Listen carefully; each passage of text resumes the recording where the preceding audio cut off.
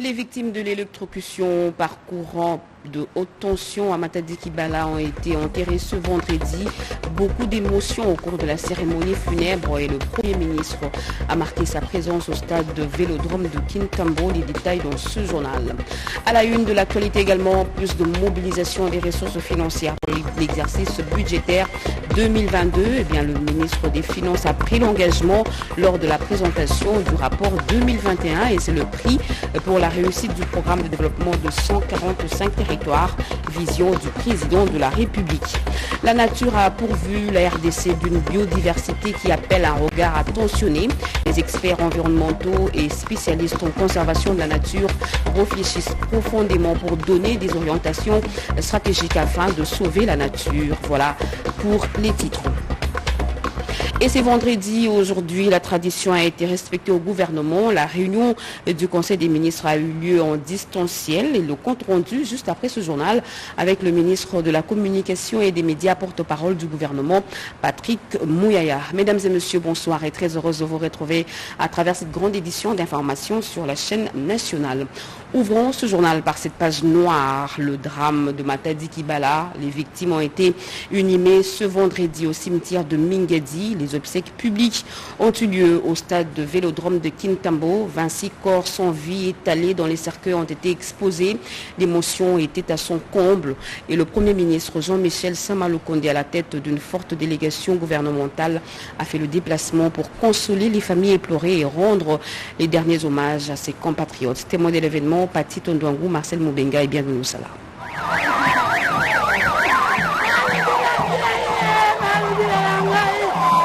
C'est vendredi 11 février 2022. La grandeur du stade Vélodrome de Kintambo a eu du mal à contenir la douleur immense des familles des victimes du drame du marché de Matadi Kibala dans la commune de Mongafoula.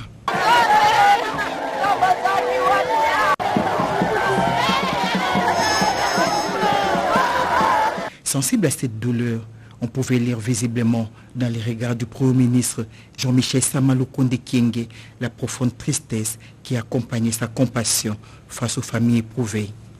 Jean-Michel Sama-Lukonde Kyenge a fait les déplacements des sites mortuaires comme au jour de la tragédie, le 2 février 2022, pour rendre un dernier hommage aux dignes filles et fils du pays, arrachés brutalement à l'affection de leur famille, amis et connaissances pendant qu'ils cherchaient le bien-être familial. Le gouverneur de la ville-province Kinshasa n'était pas en reste. Gentini Ngobila a écarté désormais l'intransigeance de l'exécutif provincial face aux constructions anarchiques. Au nom de toute la population de Kinshasa, je tiens à remercier particulièrement Son Excellence M. Félix Antoine Tshisekedi Tshilombo, chef de l'État, qui n'a aménagé aucun effort pour descendre personnellement sur le lieu afin d'essuyer les larmes des familles et ordonner lui-même toutes les dispositions utiles à prendre pour les victimes et leurs familles. Ces remerciements s'adressent également à Son Excellence Monsieur le Premier ministre, chef du gouvernement. Les images en disent plus. Le gouvernement a tenu sa promesse, l'organisation des obsèques dignes à ses compatriotes péris dans un drame inattendu. Un autre temps fort de ces funérailles a été le dépôt de la couronne des fleurs par le Premier ministre chef du gouvernement Jean-Michel Sama-Lukonde Kyenge devant l'ensemble des dépouilles mortelles, suivi de toute la délégation gouvernementale. Étape qui a précédé la consolation des familles des victimes, comme pour dire « j'ai compati à votre douleur ». Les familles ont reconnu les efforts du gouvernement dans l'organisation des obsèques, acte qui a valu les remerciements au chef de l'État Félix Antoine Tshisekedi Tshilombo et au gouvernement Sama. C'est autour des 13 heures que les corbières chargés de douleurs ont pris la direction du cimetière de Mingadi pour le repos éternel de ces victimes. Obsèques et inhumations de ces victimes ont été prises en charge par le gouvernement et une enveloppe a été remise à chaque famille comme soutien pendant ce temps difficile. Des actes qui n'ont pas laissé indifférentes ces familles meurtries. Elles ont exprimé leur gratitude à la République. On les écoute au micro de Diène Balaka et Gérard Kabomba. J'ai perdu 2 nièces. Moi j'ai vu les photos. Je ne savais pas que dans ce groupe-là de morts, il y avait mes nièces. J'ai bien vu la photo de ma nièce, mais je ne savais pas que ça pouvait s'agir d'elle. C'est après seulement qu'on m'a appelé et annoncé la nouvelle. Et voilà, dans cet accident, nous avons perdu 2 nièces, Noël et Jodette. Nous les mamans travaillons dur parce que les papas n'ont plus d'emploi. Nous cherchons à nourrir nos enfants. C'est ce qui justifie la mort de plusieurs femmes. Merci au président de la République pour cette prise en charge. Au président, merci. J'ai perdu ma grande sœur lors de cette tragédie des Matadi Kibala. C'est vraiment un grand choc pour nous. Nous disons merci au gouvernement pour avoir honoré la mémoire de ces victimes. Nous sollicitons également que cette date soit inscrite au calendrier national. Que l'âme de ces illustres disparus repose en paix. En tout cas,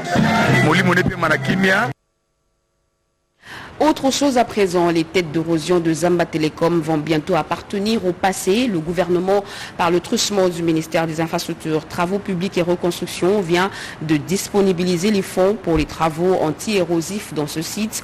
Une délégation des habitants de cette partie de la capitale en pris langue avec le ministre de tutelle Alexis Guissaro. Erudis Kitutu, Modérisin qui en a reportage. De la population de Mongafula au sujet de l'érosion à Zamba Telecom a été entendu par le chef de l'État qui a instruit le ministre d'État des ITP, Alexis Guissaro Mouvouni, pour des solutions idoines. Compte tenu des érosions qui menacent le quartier, surtout l'avenue Kimbondo, qui va vers Zamba Telecom, où il y a des têtes d'érosion qui menacent cette route, où d'ailleurs elle n'est plus praticable depuis un temps. Nous avons estimé que rien n'est fait.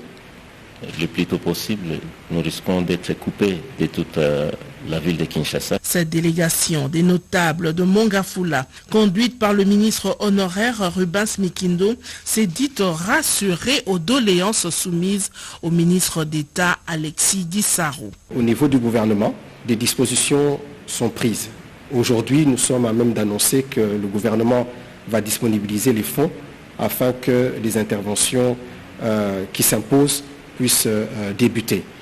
J'ai annoncé également à la délégation que à ce sujet, je présentais un point d'information au Conseil des ministres sur la problématique des érosions de manière générale, mais un accent particulier sera mis par rapport à l'érosion Zamba Telecom. Parmi les désidératas de la population de ce coin de Kinshasa figure le délabrement de l'avenue des Aveugles. Pour ce cas, le ministre d'État des ITP a annoncé le démarrage des travaux dans un bref délai afin de permettre à la population de circuler librement.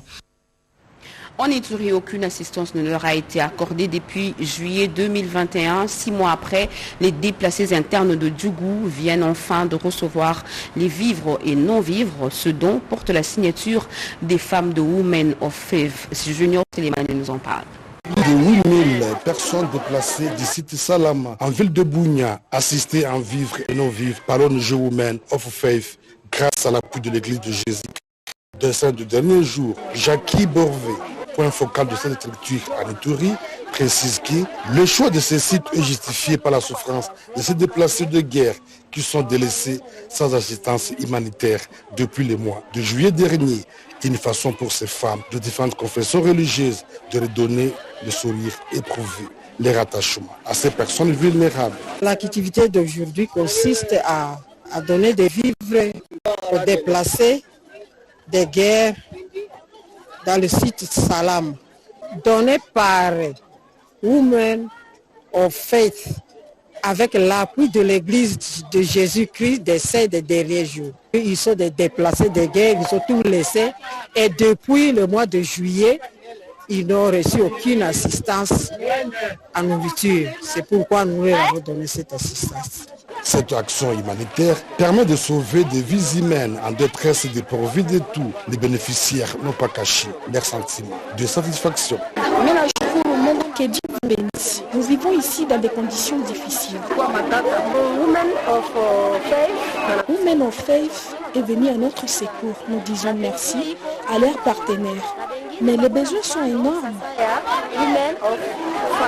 Signalons que Women of Faith avait d'abord procédé à la formation de ses membres et à l'identification des ménages avant la distribution des vivres à ces déplacés qui ont abandonné leur village à cause de l'insécurité. C'est ça, le rapport annuel 2021 et les perspectives 2022 au ministère des Finances ont été présentés par le ministre des Finances, Nicolas Kazadi. Les régies financières et autres services ont été sensibilisés sur ce qui est attendu d'eux. Edith Chala pour les détails. Ministère des Finances, cette année 2022, un accent particulier sera mis sur l'investissement dans le capital humain pour atteindre les performances voulues en renforçant la transparence et en élargissant l'espace budgétaire. Ce sont les propos du ministre des Finances Nicolas Kazadi qui présidait la cérémonie du rapport annuel 2021. Au sujet des performances pour l'année 2021, l'Argentier national a cité le record historique de la mobilisation des ressources intérieures et extérieures, une gestion rationnelle basée sur la qualité de la dépense dans le but d'accroître les investissements dans les secteurs productifs et sociaux, la discipline budgétaire renforcée par la stabilité macroéconomique, les réformes sur la transparence, une gestion prudente et viable de la dette publique. La liste n'est pas exhaustive. Le rôle d'information sur le crédit, centrale des risques, c'est une urgence pour accroître la capacité du système bancaire à faire du crédit aux particuliers. Et c'est un projet qui va être conduit par la Banque centrale, mais avec l'appui du gouvernement. Nous voulons l'inscrire également parmi les priorités pour améliorer la transparence, l'information économique et faciliter l'accès au crédit et obtenir au bout du compte une petite baisse des taux.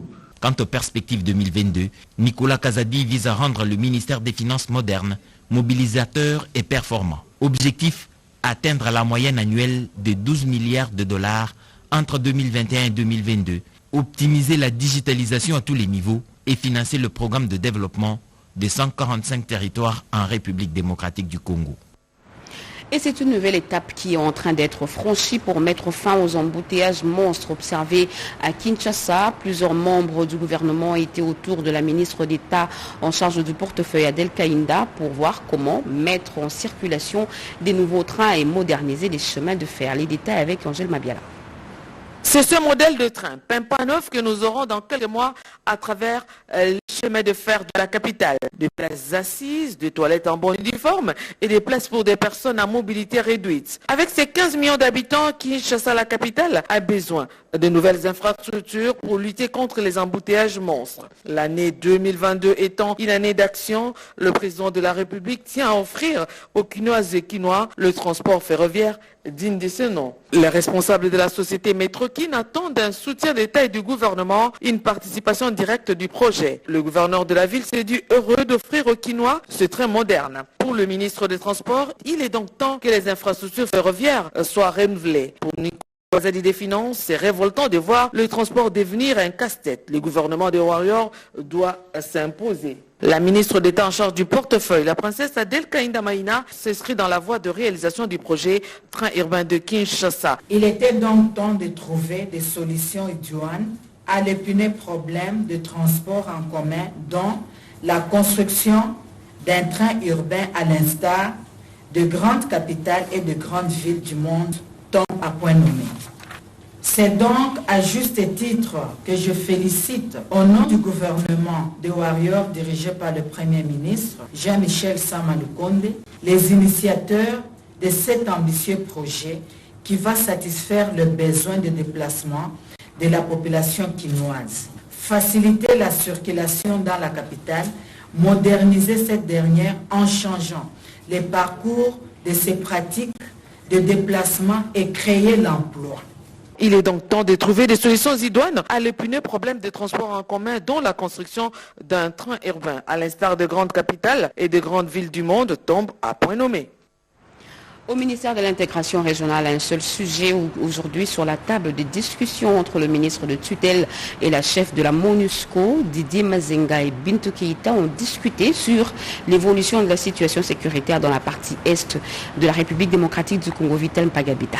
La MONUSCO tient à sceller un partenariat avec le ministère de l'intégration régionale. C'est dans cette optique que Mme Bintou Keïta, représentante spéciale du secrétaire général des Nations Unies et chef de la MONUSCO, a rencontré ce vendredi le ministre Didier Mazenga Mukanzu avec en toile de fond la question sécuritaire à l'Est et dans la région. C'est la première rencontre que j'ai avec le ministre de l'intégration. C'est un ministère extrêmement important pour nous, notamment par rapport à la situation dans l'Est du pays, où nous avons à la fois le besoin justement de cette intégration régionale, vu les dynamiques à l'Est du pays sur les domaines sécuritaires, diplomatiques, politiques, aussi socio-économiques et même voire culturels. Nous sommes disposés à travailler d'arrache-pied à accompagner le ministère dans le contexte du groupe de travail conjoint qui a été mis en place le 5 juillet dernier avec le Premier ministre et qui va concourir à s'assurer que nous avons les bonnes démarches d'accompagnement pour la mise en œuvre du plan de transition qui, à un moment donné, devrait nous aider à asseoir des résultats concrets. Cette rencontre se déroule à 2 semaines du sommet régional consacré à la sécurité dans la région et plus particulièrement en République démocratique du Congo. Quelle sera la nouvelle stratégie de conservation de la nature et de la biodiversité? Les participants aux États généraux de la conservation en République démocratique du Congo veulent lever les grandes options. C'est ce qui justifie les travaux lancés aujourd'hui par Modero Nsimba, ministre du Tourisme, qui avait à ses côtés son collègue de la Défense nationale et des anciens combattants, Néné Mainzana et René Ngwangu. La nouvelle vision de la stratégie nationale pour la conservation de la nature en RDC sera basée sur la souveraineté, l'humanité, la responsabilité et la biodiversité. C'est l'annonce faite par le directeur général de l'Institut congolais pour la conservation de la nature lors des États généraux de la conservation de la nature tenus à Kinshasa. Il s'agit d'articuler une nouvelle vision de la stratégie nationale de la conservation de la nature sur 4 piliers stratégiques, à savoir la souveraineté, l'humanité, la responsabilité et la biodiversité. Pour réaliser ces objectifs, l'ICCN doit être proactif dans ses mesures de prévention et offensif dans la défense de ses territoires. L'ICCN se veut exigeant en matière d'intégration, d'équité sociale et surtout du respect des droits humains. Le ministre du Tourisme, Modero Nsimba Matondo, qui a ouvert les assises, a salué l'initiative des nouvelles approches qui met l'homme au centre de la conservation. Je ne peux que d'emblée féliciter la nouvelle direction de l'ICCN pour cette pertinente initiative qui augure d'une nouvelle dynamique à la tête de cette institution. En effet, la forte effervescence mondiale vers l'écotourisme a fini par révéler l'immense profit que nous tirerons en préservant et en valorisant nos merveilleuses richesses d'écosystèmes et de biodiversité. Le ministre de la Défense, le général Gilbert Kabanda, s'engage à multiplier les stratégies sécuritaires en RDC.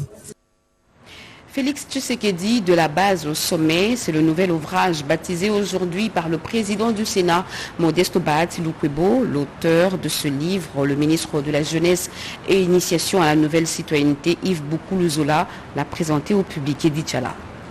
Une compilation de 13 chapitres dans un amalgame de 244 pages, Félix Tshisekedi, de la base au sommet en est le titre. Une écriture du ministre de la Jeunesse et Nouvelle Citoyenneté, Yves Boukoulouzola, qui va et vient sur une histoire jalonnée de hauts faits et parsemée d'embûches qui ont hanté la vie de Félix Tshisekedi. Être fils d'Étienne Tshisekedi les années 80, c'est une compétence à noter dans un CV. Les accords, les alliances, les trahisons, la campagne électorale de 2018, le coup de génie qui est le FCC en déroute. Le livre est une somme des faits vécus par l'auteur aux côtés de Félix Tshisekedi depuis 15 ans. Je ne suis pas écrivain, mais j'ai écrit ces livres. Je tiens avant toute chose à remercier l'honorable président du Sénat qui a accepté sans hésiter à préfacer ses livres et il m'a rappelé ce jour son attachement à la jeunesse.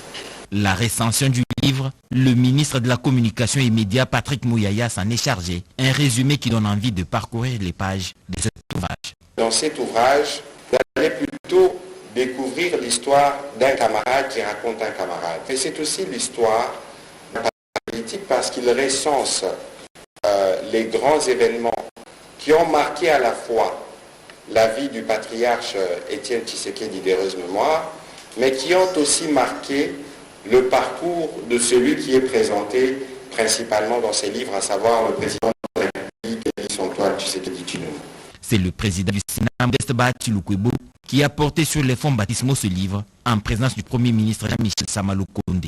Cet ouvrage biographique est publié par les éditions OCM et se vend sur toutes les grandes places et les librairies célèbres de Kinshasa à 24 €. Comment mettre fin aux difficultés qu'éprouvent les PME pour accéder au crédit dans des banques? Eh bien, le gouvernement veut mettre en place une banque d'investissement et de garantie publique. Les experts du secteur étaient en atelier pour étudier des voies et moyens aboutissant à la création de cette banque. Cet atelier a été organisé par le ministère de l'Industrie et a été ouvert par le Premier ministre Jean-Michel Samalukonde, Erika Bomba et Betty Amani. C'est un grand pas qui vient d'être franchi pour la mise en place d'une banque d'investissement et des garanties publiques. D'ici quelques mois, à la manœuvre, Julien Paloukou, ministre de l'Industrie, qui a réuni plusieurs experts pour devoir discuter et demander une étude réalisée par la firme Finactu devant aboutir à la création de cette banque. Les petites et moyennes entreprises et les petites et moyennes industrielles qui n'accèdent difficilement au crédit, la création de cette banque permettra de résoudre ces problèmes tout en leur apportant des crédits et une assistance technique, a dit la directrice générale de Finactu. Cette banque publique d'investissement et de garantie permettra vraiment aux PME d'accéder au financement, donc de développer l'investissement et de développer la création d'emplois. Le PME qui accuse aujourd'hui un déficit de l'ordre de 10 milliards de francs congolais, cette banque est bien plus qu'une solution, a précisé le ministre de l'Industrie Julien Paloukou. Cette banque va permettre de mettre à la disposition des banques commerciales des garanties nécessaires qui permettront également à celles-ci d'octroyer maintenant des crédits aux petites et moyennes entreprises. Ainsi, une entreprise à laquelle on demandait par exemple 150% du crédit qu'elle a demandé pourrait facilement, par les soins de cette banque d'investissement et de garantie publique, accéder facilement au crédit. Première étape finie, Julien Paloukou a promis de soumettre la feuille de route assortie de ses travaux au ministre des Finances qui se chargera à sa mise en œuvre en vue de l'opérationnalisation effective de cette banque. Le 8 mars, célébration de la Journée internationale de la femme, c'est dans quelques semaines. Au ministère du Genre, Famille et Enfants, les réunions s'intensifient pour la réussite de cette journée. Hier, la ministre Gisèle Ndaya a échangé avec les partenaires techniques et financiers afin de mettre au point l'agenda des activités prévues. Cédric Kenina nous en parle. Après les femmes leaders, vient le tour des organisations de la société civile ainsi que de droits de femmes. Les préparatifs sur la Journée internationale de la femme 2022 et de la 66e session de la Commission de la condition de la femme avancent normalement. De fil en aiguille, Gisèle Seba, la patronne du genre, met les choses au point. Et pour les cas de figure, elle sollicite l'implication des partenaires techniques et financiers pour l'avancement des travaux liés à la célébration de la journée du 8 mars. Je saisis cette opportunité pour rappeler à cette auguste assemblée combien son Excellence Félix Antoine Tshisekedi Tshilombo, président de la République, est sensible à tout ce qui concerne ou qui touche aux droits de la femme, à l'égalité des sexes ainsi qu'à l'autonomisation de la femme. À cet égard, les piliers 14 ainsi que l'axe 57 du programme d'action du gouvernement du Premier ministre Jean-Michel Samalukonde accorde une place de choix aux préoccupations inhérentes à la condition de la femme. C'est droit aussi que sa contribution au développement de notre pays. Un fait important pour cette année, la journée commémorative liée aux revendications de droits de la femme a pour thème national promouvoir l'autonomisation des femmes et des filles ainsi que l'égalité des sexes dans le contexte de lutte pour le changement climatique et la réduction des risques de catastrophes. Où en est-on avec la matérialisation de la mise sur pied d'un guichet unique de contrôle pour l'amélioration du climat des affaires en RDC et ce dans tous les secteurs de la vie nationale? Eh bien, la ministre de l'Emploi, Travail et Prévoyance sociale, Claudine Ndusinkembe, veut en avoir le cœur net et c'est dans cette logique qu'elle a tenu une réunion d'évaluation à l'intention de tous les acteurs de cette structure. Josette Boulamatadi pour les détails. Journée pas de tout repos pour cette warrior du gouvernement Samalukonde. La création du guichet unique des dépôts de déclaration et institution de la déclaration et paiement unique des impôts, cotisations sociales et contributions patronales sur les rémunérations a été l'objet de la deuxième réunion présidée par Claudine Doucy-Kembe, qui, au cours de cette rencontre, la DGI, la CNSS, l'INPP et l'ONEM, dans l'atteinte de l'assignation de son portefeuille en rapport avec l'amélioration des climats des affaires. Une exigence du chef de l'État, Félix-Antoine Tshisekedi Tshilombo, au gouvernement Sama Lukonde, à travers le ministère de l'Emploi, Travail et Prévoyance sociale, celle de mettre sur pied un guichet unique de contrôle qui va permettre, entre autres, l'amélioration des statistiques de chaque structure et enfin la réduction des tracasseries en termes de temps au sein des entreprises.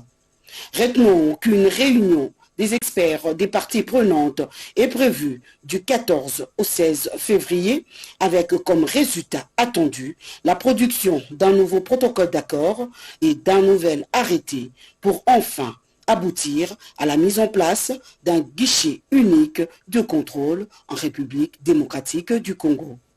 En politique, l'Alliance des forces démocratiques du Congo, FDC, parti cher à Modeste Bahati Lukwebo, président du Sénat, vient d'élargir ses rangs. Encore des nouvelles adhésions massives au quartier général de cette formation politique qui a porté le président de la République, Félix-Antoine Tshisekedi Tshilombo, comme candidat lors des prochaines élections de 2023. Au nombre des derniers adhérents figure l'association congolaise des coiffeurs du Congo, Willy Atunakov. L'Alliance des forces démocratiques du Congo, les nombres de membres ne cessent de s'accroître chaque jour qui passe depuis sa création en novembre 2010. C'est pourquoi la grande salle de fête, la Conforta, dans la commune de Kasavubu, au centre de la capitale Kinshasa, a servi de cadre à la cérémonie d'adhésion volontaire et massive à l'Alliance des forces démocratiques du Congo, formation politique chère au professeur Modeste Bahati Lukwebo et membre de l'Union sacrée de la nation, à plus de 1500 membres de l'ASBEL, à Kokwaf, association congolaise des coiffeurs que dirige Pamphile Louyeye. La cérémonie a été présidée par le nouveau secrétaire général de la FDC, Guy Richard Malongo. Question sans nul doute pour la COCOAF d'accompagner loyalement et fidèlement cette première force politique de la majorité parlementaire, d'obtenir davantage une majorité écrasante en 2023 à tous les niveaux en faveur du seul et unique candidat à la présidentielle déjà choisi par la FDCA, Félix-Antoine Tshisekedi Tshilombo, pour le bien-être des Congolais. Nous venions récemment d'être élevés en dignité par l'autorité morale et nous a donné des missions. Les missions, c'est celle de travailler pour que les partis gagnent et que le chef de l'État gagne. À en croire le nouveau secrétaire général, après le Congo central et Kinshasa, le nouveau staff dirigeant du gouvernement de l'AFDC, sous la houlette de Guy Richard Malongo, envisage des différentes descentes dans les autres provinces de la RDC, notamment dans l'espace Grand Bandundu, le Maniema et l'espace Grand Équateur.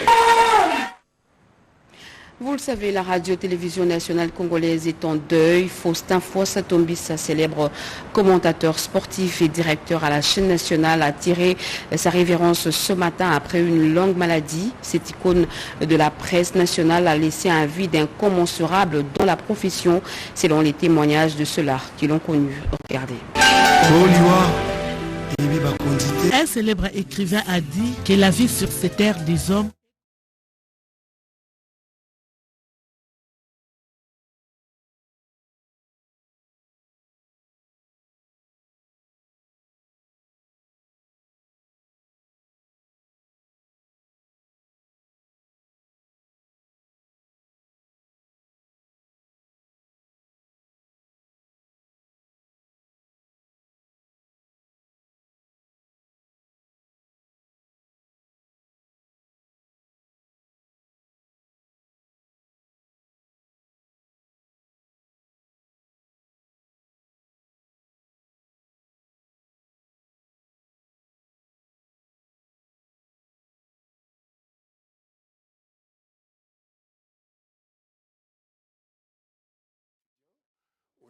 de l'Institut des sciences et techniques de l'information. Aujourd'hui, il comptait parmi les aînés en qui j'avais beaucoup d'estime. Ce que j'ai pu retenir aussi de lui, un très bon travailleur. Fossa connaissait l'ABC du football, Fossa connaissait la géographie, il connaissait l'histoire. Il suffisait qu'un adversaire quelconque se retrouve en face d'une équipe de la République démocratique du Congo et il va, lui, vous faire toute une histoire. C'était un très bon archiviste. On a perdu aujourd'hui un grand et heureusement pour nous, on a eu une petite substance de ce qu'il avait dans le ventre. Il nous a marqué par des astuces que nous devions voir en tant que journalistes. Fin de ce journal, mesdames et messieurs.